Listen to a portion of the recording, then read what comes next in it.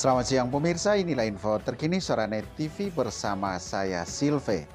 Pemirsa, Komisi 9 DPR RI gandeng Badan Kependudukan dan Keluarga Berencana Nasional BKKBN Provinsi Nusa Tenggara Timur gelar kegiatan konsolidasi dengan pemangku kebijakan tingkat daerah tentang ProPN penyiapan kehidupan keluarga bagi remaja PKBR di Kabupaten Manggarai Senin 10 Oktober 2022.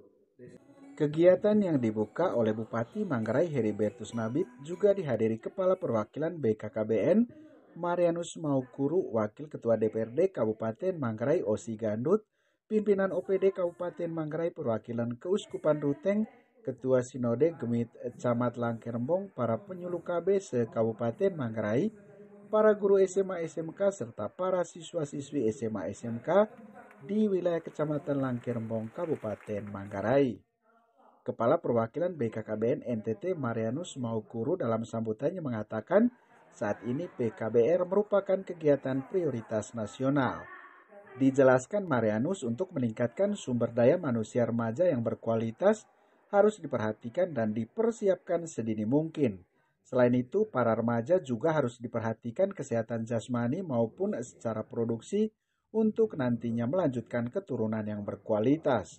Dia menambahkan kalau tidak diintervensi dari hulu, maka ke depan tidak menghasilkan generasi yang berkualitas.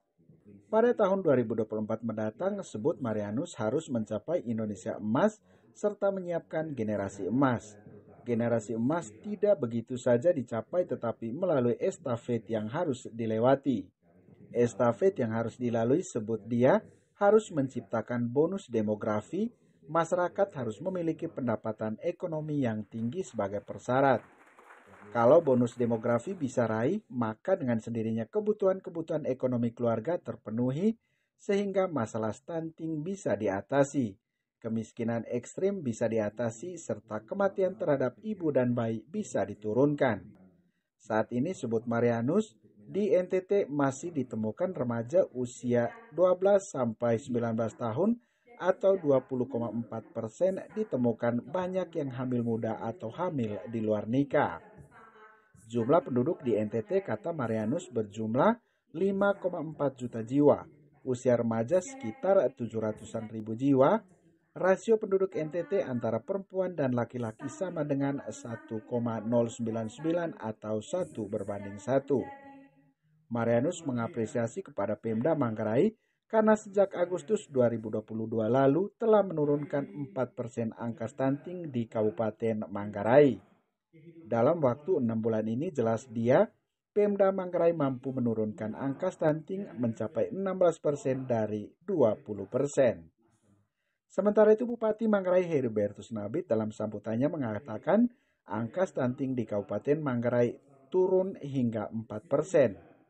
Kepada para remaja SMA SMK, Bupati Heri Nabit menjelaskan stunting terjadi karena kondisi gagal pertumbuhan pada anak, pertumbuhan tubuh dan otak akibat kekurangan gizi dalam waktu yang lama.